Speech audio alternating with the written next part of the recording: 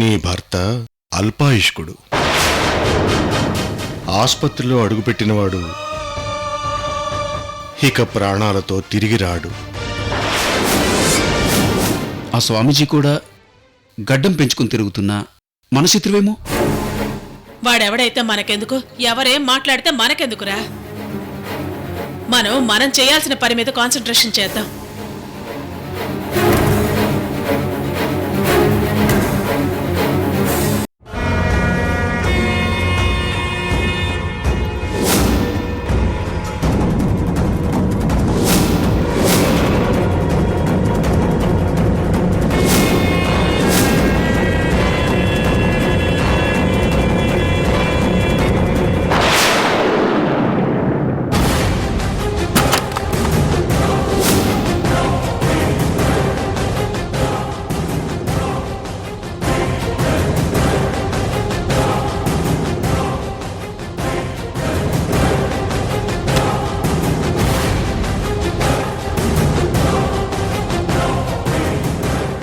లోకి మొత్తం అంతా వెతికాను, ఎక్కడా లేరు. ఎస్కేప్ చేసినట్టున్నారు.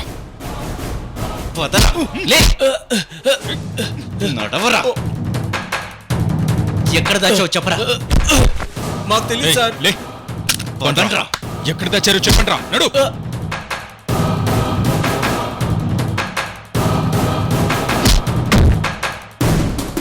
ఎక్కడ దాచారో చెప్పండి రా. మేము చెప్పాం కదా సార్, నిజంగా ఇక్కడ ఎవరు లేరు. మీరు రుద్రాంబ మనుషులే కదా? అవును సార్. మరి ఆవిడ కిడ్నాప్ చేసిన మనుషులు ఎక్కడ? ఆవిడ చేసే అన్ని దందాలు మాకు చెప్పదు సార్. మా డ్యూటీ ఓన్లీ కబ్జాలు, సెటిల్మెంట్లే సార్. మరి మీరు ఇక్కడెందుకున్నారు? మాకు పనేం లేనప్పుడు, మనసు బాగాలేనప్పుడు ఇక్కడికి వచ్చి కాలక్షేపం చేస్తాం సార్. మందు కొట్టి కాసేపు రెస్ట్ తీసుకుంటాం సార్.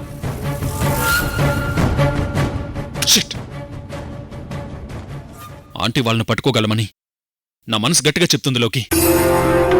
ఎలా మిస్ అయ్యారో అర్థం కావట్లేదు. సరే పద.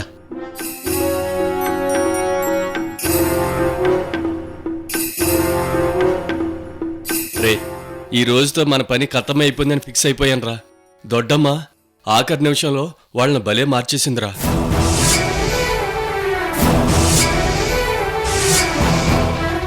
ఏంటంటే వీళ్ళు మాటిమాటికి మనల్ని ప్లేసులు మార్చేస్తున్నారు. ఇంతకు ముందు మనం ఉన్న ఏరియాలో పోలీస్ నిఘా ఎక్కువైందని వినుంటుంది. రుద్రాంబకి పోలీస్ డిపార్ట్మెంట్ నుంచి ఎప్పటికప్పుడు ఇన్ఫర్మేషన్ అందుతూనే ఉండొచ్చు. ఏ టైంలో ఎక్కడెక్కడ సర్చ్ జరుగుతుందో పోలీసులు మనల్ని కనిపెడుతున్నారు అనుకున్నప్పుడు ఆ ప్లేస్ నుంచి మనల్ని షిఫ్ట్ చేసేస్తుంది.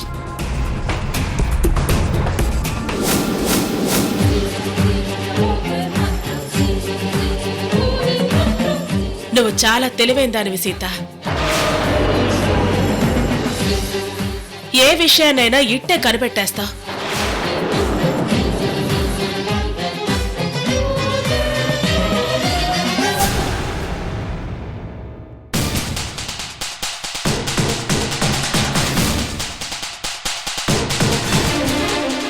ఏసీపీ రంజిత్ పాపం చాలా కష్టపడి ప్లాన్ వేశాడు. సిటీలో ఉన్న కిడ్నాపర్లందరినీ ఎంక్వైరీ చేశాడు.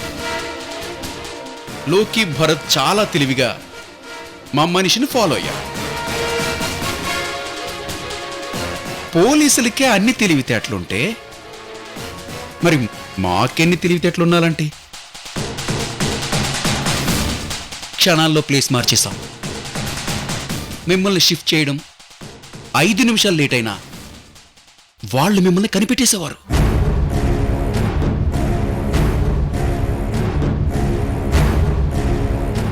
మీరక్కడ లేకపోయేటప్పటికీ పాపం వాళ్ళు చాలా డిసప్పాయింట్ అయ్యారు.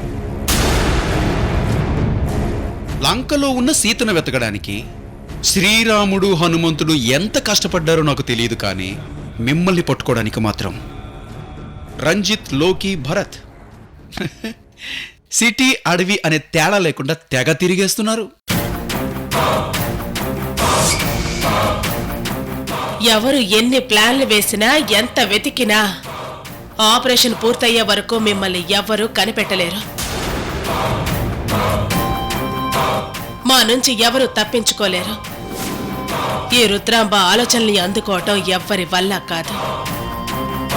మా ఆంటీ తప్పించుకోవాలనుకుంటే మొన్న మా ఆయన ఎస్ఐ ఝాన్సీ వచ్చినప్పుడే ఆ పని చేసేది.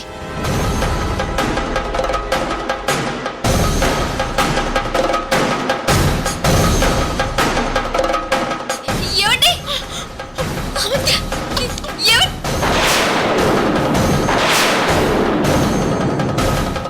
నేను తప్పించుకోవడానికి కాదు ఇక్కడికి వచ్చింది, సింధుని కష్టాల నుంచి తప్పించడానికి వచ్చాను.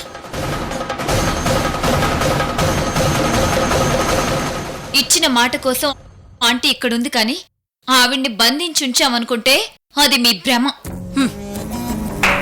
శభాష్ సీత, నీ మంచితనం నాకు తెలుసు. నా కొడుకు ప్రాణం నిలబెడతావని తెలుసు.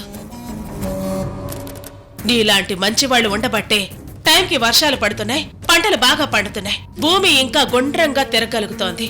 మాలాంటి చెడ్డవాళ్ళు కూడా సుఖంగా బతకగలుగుతున్నారు సీత. అత్తయ్య, మీరిలా మాట్లాడుతూ ఉంటే ముహూర్తం మించిపోతుంది.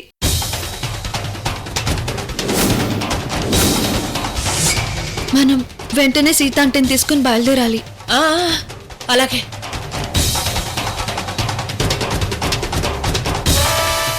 ఏం మాట్లాడుతున్నావే? ఆంటీని తీసుకెళ్ళవేంటి?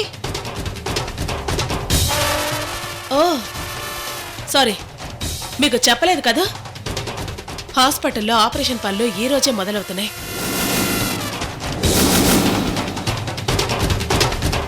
సింధుయే గుడికి వెళ్లి పంతులు గారి చేత ముహూర్తం పెట్టించుకొచ్చింది.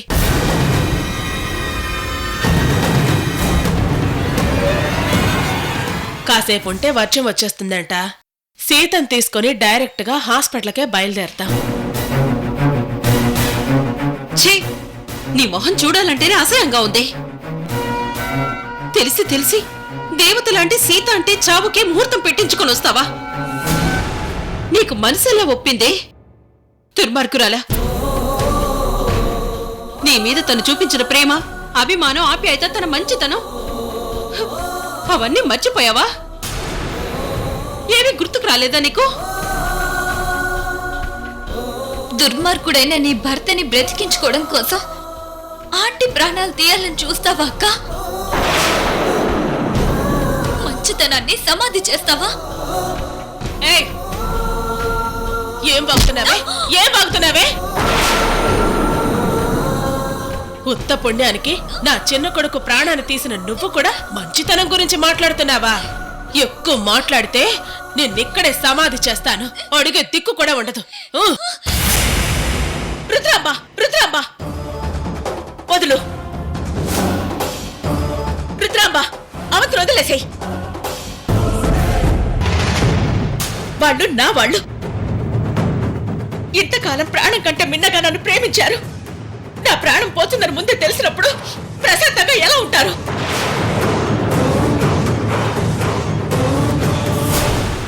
ఒక్క విషయం బాగా గుర్తుపెట్టుకో రుద్రాంబా, నేను ప్రాణత్యాగం చేస్తుందే వీళ్ళ కోసం.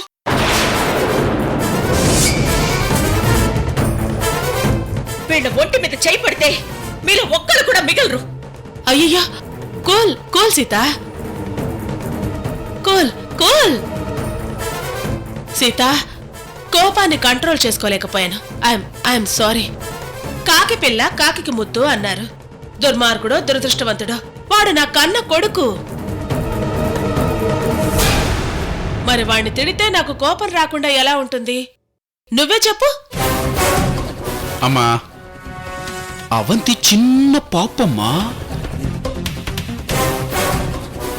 తెలుసో తెలియకో ఏదో చిన్న మాట అందని నువ్వు కోపడితేలా?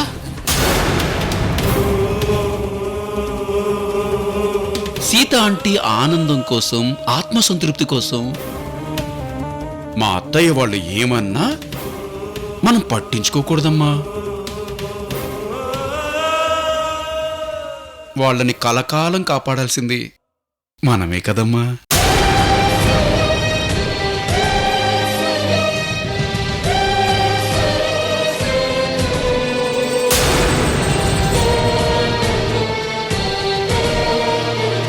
శైలా, తెలియక నిన్న అందరూ చెడ్డవాళ్ళు అనుకుంటారు కానీ నీది చాలా పెద్ద మనసురా. బంగారు తండ్రి, నా ఆయుష్ కూడా పోసుకుని 1000 ఏళ్లు బతుకు. చూసావా సీత, నా బిడ్డ మనసు? ఇక నువ్వు వీళ్ళ గురించి బాధపడాల్సిన అవసరం కానీ భయపడాల్సిన అవసరం కానీ లేదు. దయగల నీ గుండెను అమర్చాక వాడు కరుణామయుడిగా మారిపోతాడు.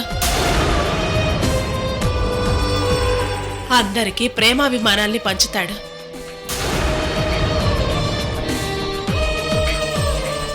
అత్తయ్య, ఆలస్యం అయితే వర్జం వచ్చేస్తుంది. ఇంకా బయలుదేరదామా? ఆ, ఒసే ఒసే ఒసే, నా కడుపును చెడబుట్టావు కదే. పుట్టినప్పుడే నీ గొంతులో ఒక వడ్ల గింజ వేసుంటే మాకి బాధ ఉండేదే కాదు కదే. ఛీ, దుర్మార్గురాలా!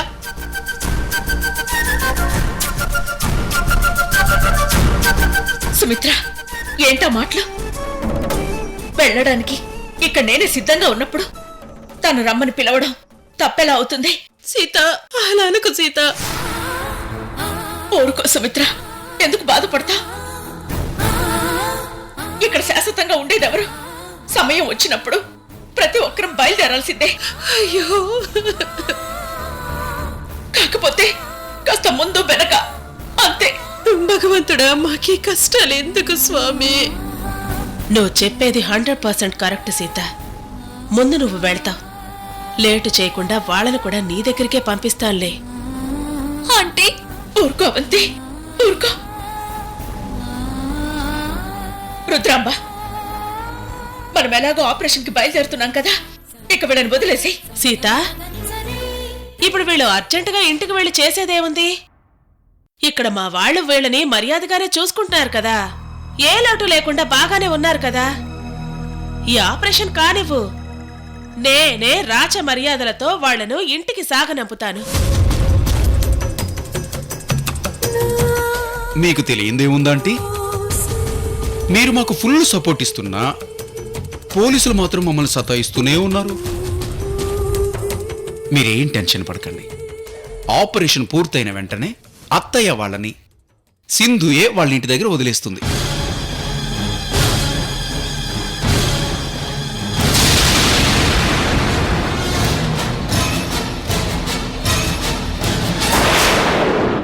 వస్తాను సుమిత్ర.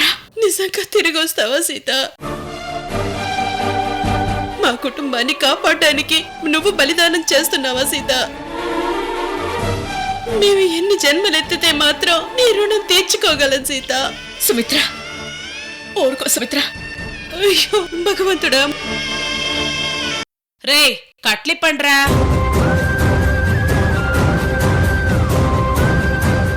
మెల్లిగారా.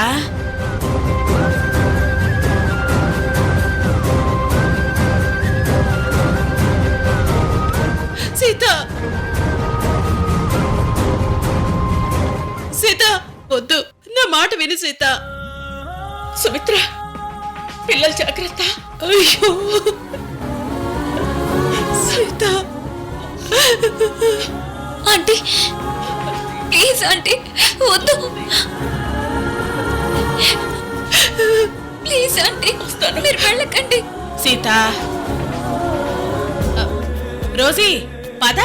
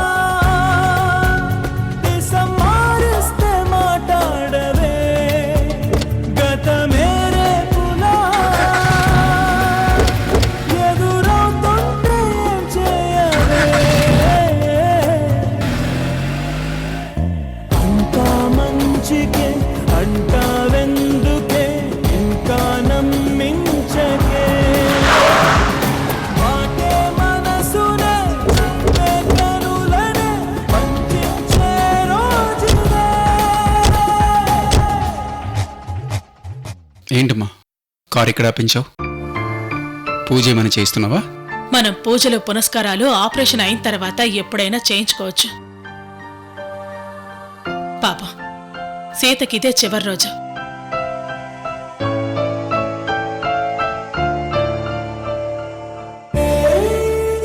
ఒక్కసారి హాస్పిటల్లో ఎంటర్ అయితే ఇకెప్పటికీ గుడిని చూడలేదు, గుళ్ళో దేవుణ్ణి చూడలేదు, అసలు ఈ ప్రపంచాన్ని చూడలేదు.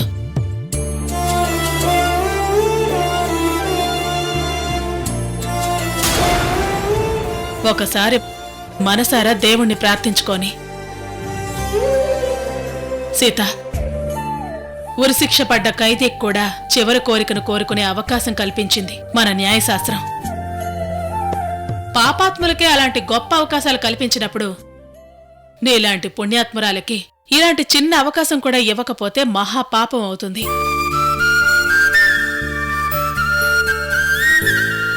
గుళ్ళోకి వెళ్ళి చివరిసారిగా నీ ఇష్టదైవాన్ని కళ్ళారా చూసుకో. చనిపోయాక డైరెక్ట్గా స్వర్గానికే తీసుకెళ్లమని ప్రార్థించు. భగవంతుడు నీ ఆఖరి మొరను ఖచ్చితంగా ఆలకిస్తాడు.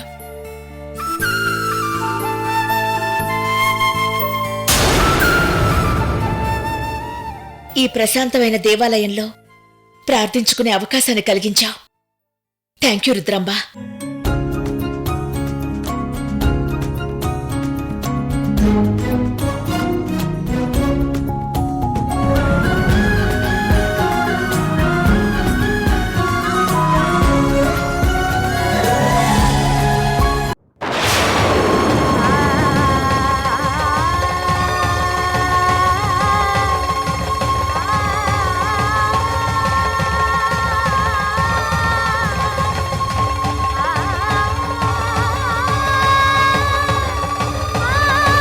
హరహర ఈశ్వర పరమేశ్వర శంకర. ఏమిటయ్యా నీ లీల? గంగిగోవు లాంటి సీతమ్మ గుండె చప్పుడును ఆపేస్తావా? 10 మందికి అన్నం పెట్టే ఆ చేతిని ప్రేమించేవారికి దూరం చేస్తావా? వేలాది మందికి జీవితాన్నిచ్చిన ఆ మహాతల్లికి మరణ శాసనం రాస్తావా? ఇదేనా నీ దయ? ఇదేనా నీ దాక్షిణ్యం? భోళా శంకర, ఇది నీకు భావ్యమేనా? అడిగిన వారికి కాదనకుండా వరాలిస్తావంటారే, ఈ మహామనిషి ప్రాణం కాపాడలేవా? దయగల తల్లి గుండె ఒక దుర్మార్గుడి శరీరంలో ప్రశాంతంగా ఎలా కొట్టుకుంటుంది?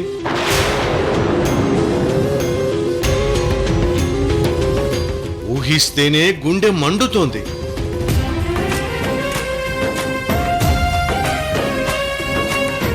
నీ మనసు కరగదా మంజునాథ?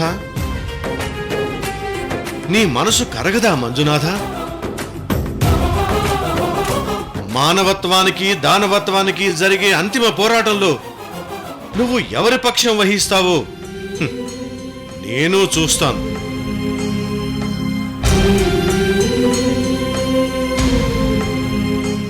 స్వామి, ఇన్నాళ్ళు నా కండగా నిలబడ్డావు. నన్ను నమ్ముకున్న వాళ్ళని, ప్రేమించిన వాళ్ళని కాపాడుతూ వచ్చావు. నేను నీలో ఐక్యమయ్యే సమయం సమీపించింది. నేను లేని లోటు నా వాళ్ళకి తెలియకుండా వాళ్ళని జాగ్రత్తగా చూసుకోవాల్సిన బాధ్యత నీదే తండ్రి. ఏ సింధు కోసమైతే నేను ప్రాణత్యాగం చేస్తున్నానో తనను తన భర్త, అత్త ఆదరించి అభిమానించేలా చేయి స్వామి. నిండు నూరేళ్లు వాళ్ళ కాపురం అన్యోన్యంగా ఉండేలా ఆశీర్వదించు. తలదించు చిరంజీవియే కదిలే, ఊపిరే ప్రభవించు వరప్రసాదమే కదిలే, గెలుపునే మేలు కొలుపు రాజమంత్రమే కదిలే, చెడు తలపునే ప్రకలించు ఆశ ధర్మమే కదిలే, దిక్కుల ముక్కు దినకరుడ కదిలే, కదిలే దుష్కర్మలే కూల్చు శుభదర్శనుడే కదిలే, ముక్కు దినకరుడే కదిలే, రుక్కుల పల్కును శివరుడే కదిలే, దుష్కర్మలే కూల్చు శుభదర్శనుడే కదిలే, నిష్కామిగా నిల్చు నిష్ఠా గరిష్ఠుడై కదిలే. మీరు దేవుడికి మొక్కుకునేటప్పుడు దేవుడి చేతిలో నుంచి ఈ పువ్వు జారి పళ్ళెంలో పడింది. ఆ స్వామి కరుణా కటాక్షలు మీ మీద ఉన్నాయమ్మా, తీసుకోండి.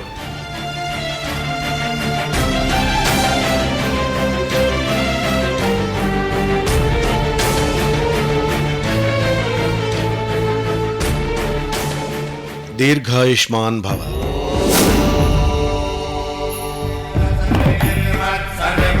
అదేంటి స్వామి అలా దీవించారు?